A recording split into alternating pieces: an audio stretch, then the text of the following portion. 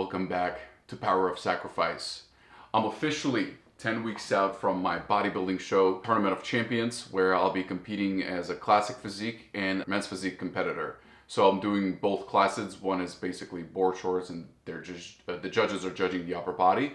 And the other class, classic physique, is where I'm wearing a Speedo and my glutes are shredded and then they're judging my legs as well. What I like to talk about today is basically everything that goes into a bodybuilding show starting 10 weeks out, because this is where it gets difficult. So far from my 21-week prep, it's been very easy. I was already living this lifestyle, so it was pretty much doing the same thing that I was already doing. However, now starting 10 weeks out, steroids go up, the gear dosages, new compounds, the food will start to drastically go down because I'm gonna have to cut weight, 5% body fat, and the cardio will go up. I'll be lethargic, I'll be tired. What am I taking? And all of that goes into it, where my mindset is. But today, I wanna keep it short and sweet, simple. My weight, my training, physique update, how I look at 10 weeks out, and week by week progress, of course. Food that I'm eating, the cardio, the supplements, the gear use, the blood work, training, and mindset. So all of these things will be talked about and mentioned as we get closer pretty regularly in the videos. And what I like to first start off with is a back and bicep session for 10 weeks out that I trained. I'm gonna go in a little bit into depth and form and how to properly train back and biceps. This is for people who don't really know how to train. And this is what it takes something when we take it to this level of competition, right? There are certain things that go into training other than just moving weight. And you will learn that in the video. Here's the old me talking to you at 5 a.m. how to train back. All right, good morning. This is the 5 a.m. me, about to take you through a back and biceps workout. So the goal for today's workout is to focus on the lower back, focus on thickness and width. So we're just trying to grow into this prep. So I need to hit all of the sides, right? So this is gonna be a long and extensive workout. And then towards the end, I have 3 bicep exercises. My biceps are very dominant, so I leave them for the end because they're the most developed body part. Everything else needs to come up and kind of give me an overall symmetry to my physique. So what we're gonna start with today is a bit of a warm-up, and it's a hyperextension. Basically targeting the lower back for the Christmas tree, for when the shreds come out. We want the lower back muscles to be popping, right? One of the few best exercises for that would be hyperextensions. First we do a warm-up, and then from there we get into it. So a lot of people, what they like to do is pick up a weight. What I found is if I were to focus on the stretch of my lower back, and then come up, expand my arms, make sure I'm doing like a Superman, and then I get a better contraction here by opening up my back. I get a contraction here, and it engages my entire back. So we're gonna be doing 3 sets of 20. So let's get into it.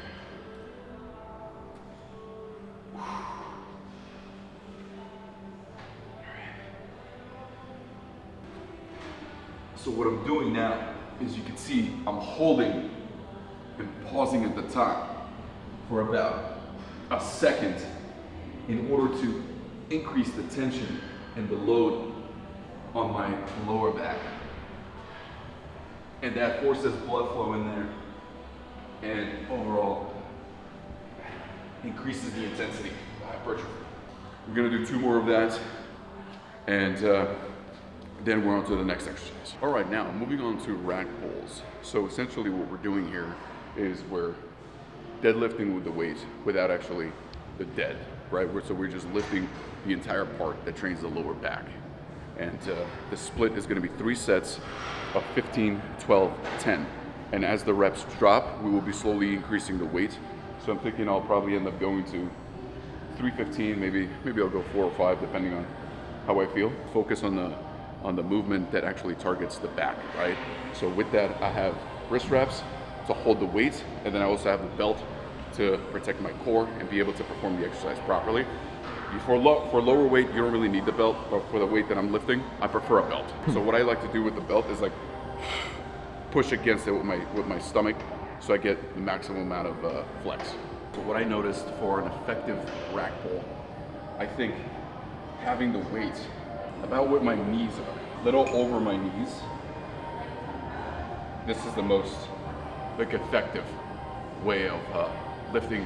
In my opinion, I feel that my back is targeted the most, my lower back.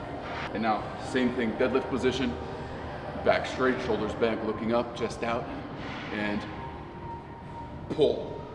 Squeeze the back, calm down, nice and easy, and pull again. When we're starting off with lightweight, such as this, we don't necessarily need to drop the weight and then restart the lift, right? Usually that happens when we have heavier weight, and instead of keeping that weight and that tension, unnecessary tension on our lower back, we completely drop the weight and then reset, pick it up again. And that prevents any injuries from happening with the lower back, because this is a very weak area for most people because we don't train it enough. Putting it in that much strain in such an uncomfortable position can have negative impacts, and we want to avoid that. All right, now we're on to the second set, and the most important thing is when the reps drop, I see a lot of people that keep the same weight that they originally did, 15. So they're gonna do 15 reps with one weight, and then they keep the same weight to do 12 reps and then 10 reps. The reason why we're dropping the reps is so we can increase the weight and increase the amount of difficulty and the intensity. By lifting more weight, sometimes it helps with form, and it helps with engaging mind-muscle connection because it adds tension on the part that we want targeting in this specific area, which is the lower back. 315 for 12.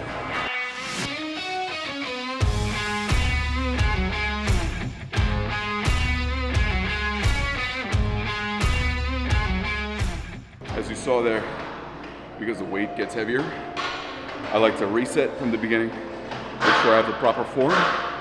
Now I know that this weight is gonna stay for my next set, because by the last 3 reps it was getting difficult to where I think that if I were to add more weight, I won't be able to perform the exercise with proper form.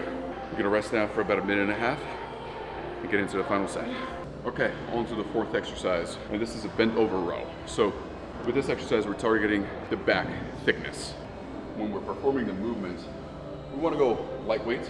So we're going to start off with 20 reps, 15, 12, 12, 10. So as we go down in reps, we go up in weight. And what we want to do here is bend over such as this, make sure our back is straight. We have the bar hanging, and when we pull up, we pull towards the crotch area. And what that allows us to do is move our scapula back as well and flex our entire back. So with this exercise, we can have an overhand grip or an underhand grip. We're doing 15 reps.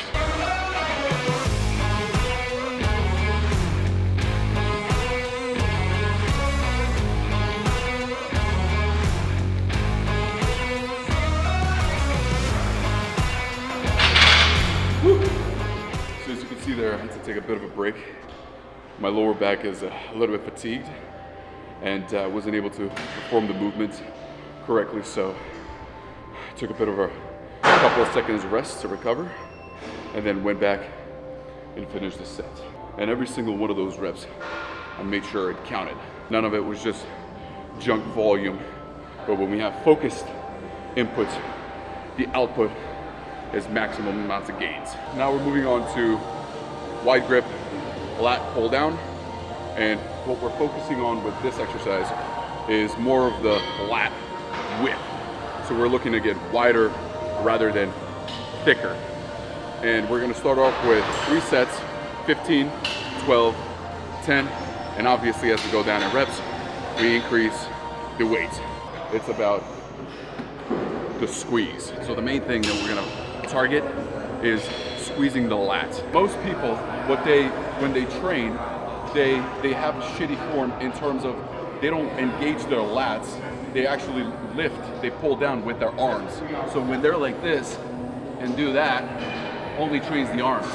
But what we actually want to do to engage the lats and expand them we want to chest out, back straight, and we want to pull the scapula back. So now every movement that we have, it's all lats right here. Back to starting position. So notice I'm not doing this. Everything is about pulling the scapula back. Lats, you can see my elbows are in front of me. Down, and they're always pointed to the ground, right? I don't want to be doing this either. It's all about pointing them to the ground and squeezing those lats at the bottom and let the tension take over on the eccentric and then repeat the motion. There you go.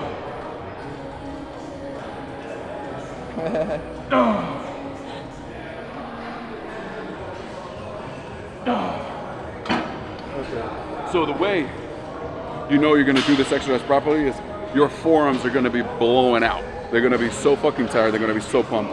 Because in order to keep the form in such position, we have to put a lot of stress on the forearm. That's a good thing. Focus on the back being squeezed. All right, now we're moving on to single arm dumbbell row. These are very important because they isolate the back. A very good contraction, squeeze the back, and a very good stretch as well, especially in bodybuilding, is to go lighter weight. We're not building strength here, we're building muscle and we're building symmetry. It's all about the contraction and the stretch. If I don't use straps, I'm leaving performance on the table, right? I'm robbing myself of my gains. So even though it's a 55-pound dumbbell, I still like to use straps because I'm better able to control the weight. Leaning forward, one leg back, and then having the chest parallel with the ground is what we want. And now from this point, we want to let go of the scapula, pull the shoulder all the way down, get a good stretch. And now, row. See, I'm pulling the scapula, the elbow, everything. We don't want to use momentum. We want to completely isolate and target the back specifically. And then I'm thinking in my head, I'm thinking about how my back is folding.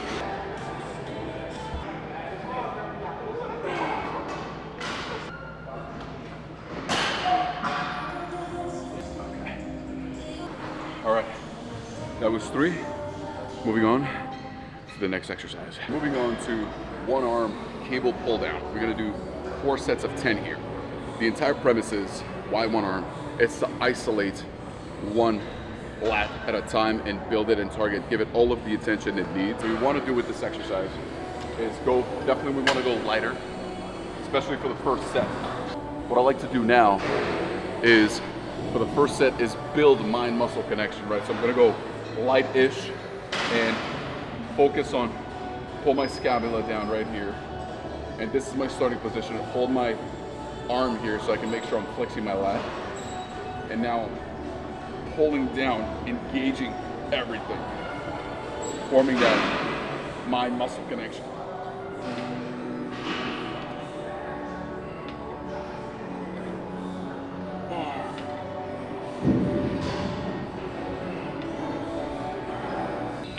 Okay, so I started to feel it in the last 2 reps. That's good.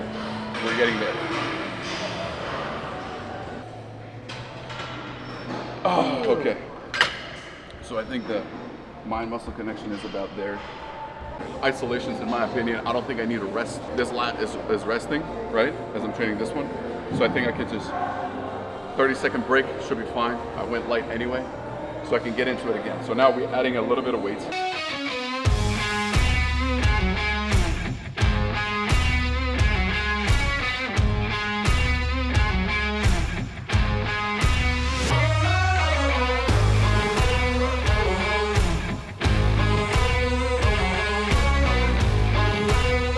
More sets here, and we're moving on to the next exercise. Okay, finally we're moving on to bicep curls. So for the first exercise, we're gonna start off with an easy barbell, and then we're gonna do 3 sets of 7 curls. That means 7 full reps, 7 halfway up reps, and then 7 reps halfway down. So basically it's gonna be full, and then 7 halves like that, and then the other 7s are gonna be from here and up. So these are left for the very last because my biceps will be so pumped and so engaged that any movement, it's gonna count as a full rep. Starting off with lightweight, right? As you can see, all the weights that I'm using are super light. That's what creates time under tension, builds the most amount of muscle, right? I'm not here doing that, which you see most people do with no biceps. But here's how we actually train biceps. Get in proper position, chest out, back straight. Let the weight hang, right? Elbows back, tight. And from here, up. Notice I'm not going all the way to my chin, right? Everything is in the stretch, contraction.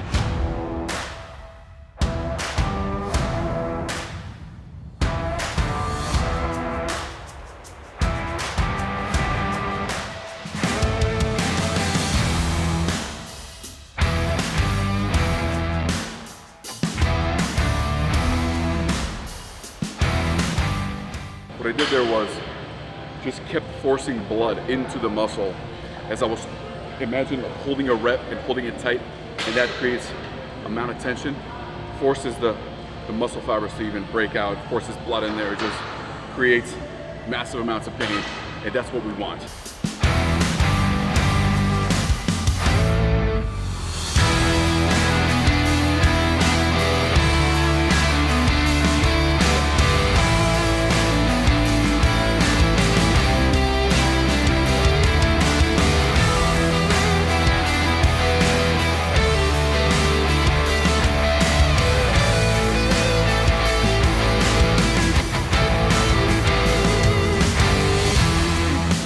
Moving on to single arm creature curls.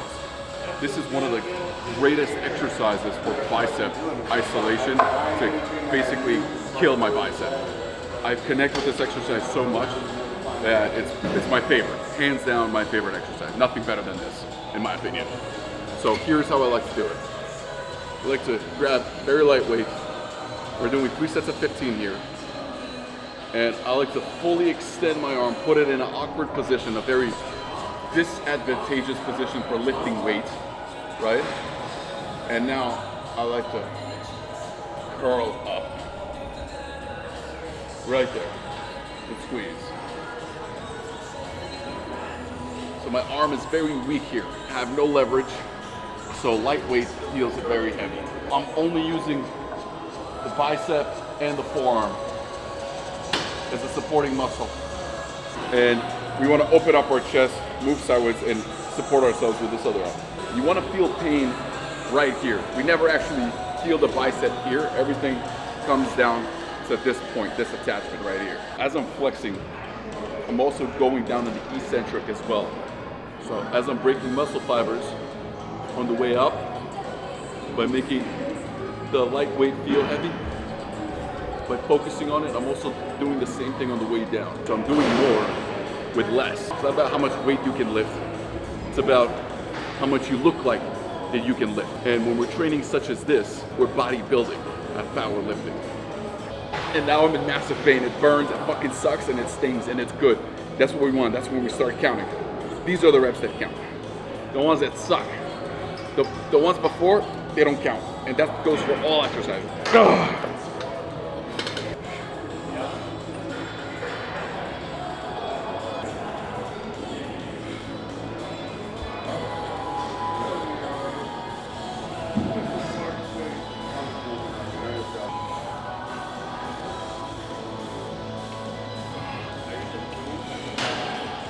That concludes our 5 a.m. back and bi session. Today, all I have left to do is abs, since I don't have time in the morning. I have to get to work.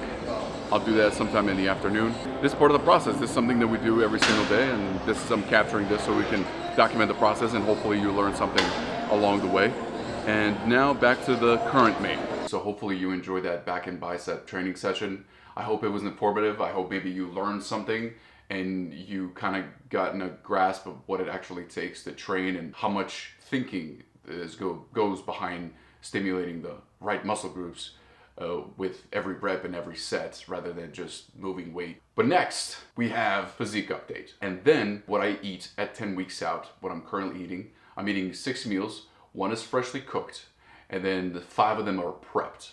So now with the physique update, and then the full day of eating. Okay, so this is going to be physique update 10 weeks out on Wednesday. Today I trained legs. I had 2 meals in me and about 1.5 gallons of water. So I'm not at the most leanest today. Probably midsection is blurry. Try to keep it consistent over the week.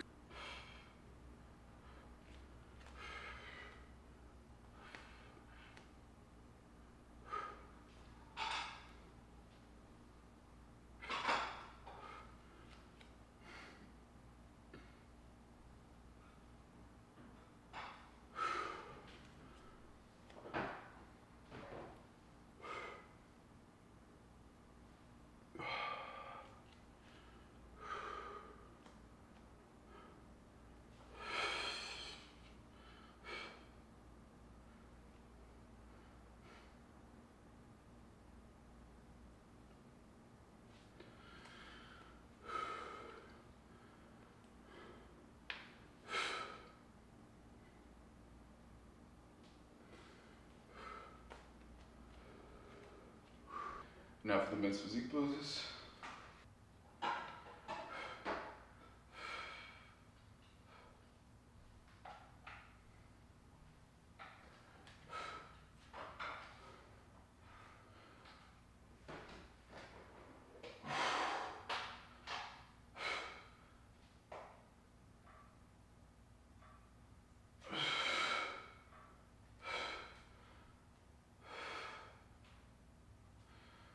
Okay, that was it. Moving on to full day of eating. Okay, so I like to talk about meal number 1, meal number 2, and meal number 3 since I've already had them. Meal number 1, I eat it at 4:30 after my 40-minute fasted cardio and right before my workout. So what is that, 30 minutes before my workout? It consists of 50 grams of oats, 50 grams of sugar-free sweetener, 2 whole eggs, and 250 grams of egg whites. And that usually fills me up pretty nicely for the workout. I have enough carbs, enough glycogen to push through. I have the energy, I get a good pump. Probably my favorite meal of the day. Meal number 2 comes, this is my post-workout meal. Right as I'm ready to go to work, I put this in the microwave at 7:30 in the morning, and chicken and rice with 15 grams of avocado oil. That's where I get my added fats from. So we don't count the fats from the chicken, or the protein I should say. We only count the fats from the oil that we add. And then it's gonna be the same thing for meal number 3. And meal number 4 and 5, as I eat them, as I make them, I'll show them on later today. So pretty much this is what my kitchen looks like, what my fridge looks like. Sugar-free sauces, meals, leftovers, extras, and eggs. Okay, and this is meal 4. Right now we have 150 grams of green beans, and we have 7 ounces of chicken. Also, this meal last week, this meal had 15 grams of avocado oil, which for this week's meal plan, it got taken away. My coach, he was doing a show, he was out of town, and he saw my check-ins. He said, "You look good, we don't need to change anything. You're still way ahead of schedule, so let's just pull fats, see what that does. And then once I see you in person, I'll be able to make an actual change to the diet if need be." So I like to eat it most of the time like this bland. However, sometimes I can add like these low-calorie meals. I usually like to add the Thai chili to the beans and a little bit of barbecue sauce. Not even 15 grams. I only put a little bit just for like a sweet tooth. But anyway, I'm gonna chow this down.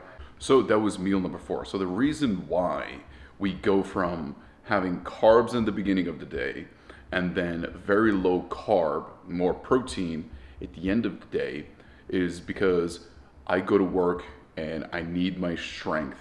I need energy in the beginning of the day. However, towards the end, where I'm home, I'm not really doing any physical activity, then I can get away with less carbs and then utilize the fats or the fat stores that I have in my body for energy, right? And this is how we slowly recomposition the body over a 20 or a 10-week period. So in the next 10 weeks, as time progresses, you will be seeing a lot of changes to the meal plans, and then you will see how the food actually conditions and recompositions my body as well. So it will be very evident to the eye, even to the untrained eye, because the difference will be week by week. It will be like leaps of changes, and it's gonna be very interesting even for me to see my body at such a low percentage of body fat. And I'm looking forward to the suffering, you know, because it's gonna be difficult. It's gonna be hard to eat very little food and still do what I gotta do, still have 16, 17-hour days where I'm working on my business, working at work, training clients, going to the gym, doing cardio, still be able to function, but on such low food. So when it gets to that, like, everybody can do it for a day or two, but can you do it for a month or two, you know? And that's where the internal strength, the self-talk, and the mindset come into place. And let's see what the fuck I'm actually made out of, and if I can actually do this. Can I actually do this? Absolutely. There's no doubt about it. It's either I'm gonna do this or I'll die. You know, that's the mindset going into it. Many people are interested in bodybuilding or competing. Myself, I'm committed. If I'm gonna do something, I'm gonna do it at the highest level, the best of my ability, no excuses, no half-assing it. I'm 110% on point with the way I cook my meals, when I eat them, how much sauce I put in there, even the minuscule things that I don't even think it makes a difference. I like to make sure it's fucking perfect. Why? Because it's a reflection of my character. These traits that I've learned, I apply them in business. I apply them with my clients. I apply them to my personal relationships, you know, and that's what actually builds character and demeanor. It changes my energy. It changes who I am as a person. It makes me better. And when I teach my clients, when I coach them, when we jump on these Zoom calls, this is some of the information that I relay. And if something is worth doing, it's worth doing it to the best of our ability. Otherwise, what the fuck? Why are we even doing it to begin with if we're just gonna half-ass the fucking work? You know, I am no longer a half-ass motherfucker. I don't half-ass anything. Like, zero things. I literally half-ass zero things. You know, and that's what yields success in this life. It all depends on the inputs, and then the outputs reflect the inputs. So, see you for meal number 5 and 6. Currently 5:30, and I'm not even hungry at all. Actually, I just woke up from 1 hour nap. I was getting a little bit unproductive, and I saw my energy like kind of decrease and take a dive, and I was like, yep, let's get my mind right. Coffee time. Ooh, meal is ready.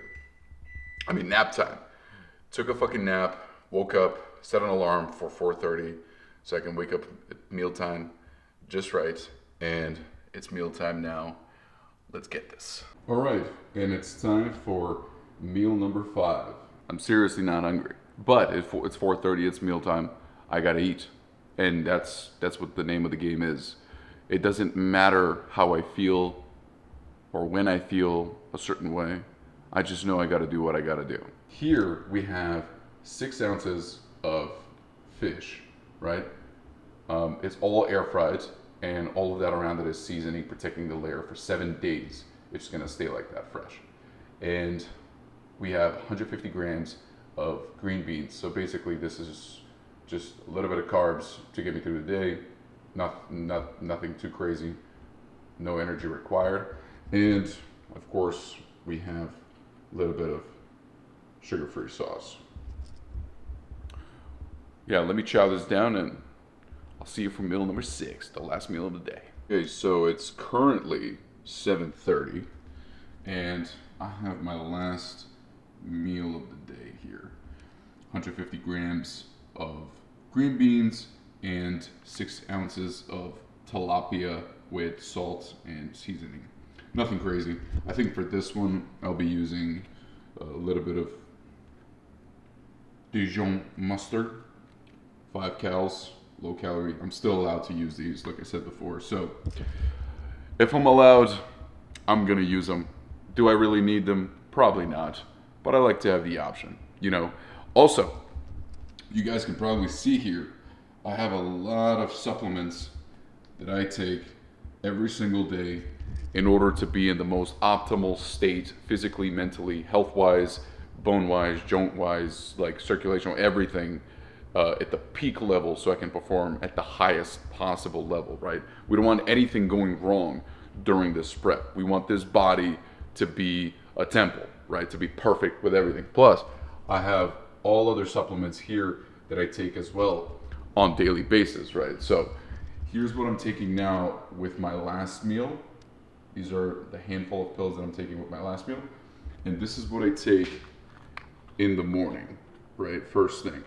And then these plus these three I take in the morning. So if you guys want me to, I will actually go and make a video about all of these supplements, how I apply them, what are the benefits, why I use them, why should you use them if you have certain kind of predispositions for certain, I don't know, freaking, how do they apply to you? How can be applied? What are the benefits? What are the drawbacks to these supplements? Is essentially what I'm trying to say. And I'd be more than happy to do that. Just leave that in the comments below. If you have any questions in regards to like this prep or what's going on, why this, why that, why 3 hour spacing, whatever the case may be, ask in the comments and I'll be making or addressing them in the following videos. So I want to keep you guys engaged in this entire process so you can get a better understanding of what goes into it, why we do the things that we do, and why do they work, which is most importantly. And what can you take away from this prep that you can apply potentially for your personal needs, for your goals? How can you get to that weight loss goal, right? But anyway, this is the final meal of the day. I'm gonna chow this down and I'll see you guys in a few. And thank you for making it to the end of the video. I hope you enjoyed it. I hope you found value in the back and biceps workout. You saw my physique update and learned some of the food and the full day of eating. I hope you enjoy all of that. I hope you found it entertaining. I love making these videos, and pretty much this me right now is in full-blown work mode, you know, 16, 17-hour days every day. This is pretty much it. Working on my 9 to 5 and then coming home and working on my 5 to 9. And this is what it looks like. I sit here, work, my alarm goes off, tells me it's mealtime. I go out into the kitchen, I eat my meal, and I come back here, continue working. I know some of you are following, I know some of you are on the meal plans, you're doing the workouts. I see you, you guys are killing it. Thank you very much. You guys are the best fucking clients ever. But anyway, stay tuned for weekly updates. Next week is going to be 9 weeks out. I'll be going over more stuff like blood work. I'll be going over gear usage, steroid cycle, cardio protocols, and other things. So there's a lot of new things coming up, and hope to see you then too. Have a good one. So, for those of you who don't know, I'm already doing a show. It's 20 weeks out. It's here in Sarasota, Florida. It's called Tournament of Champions.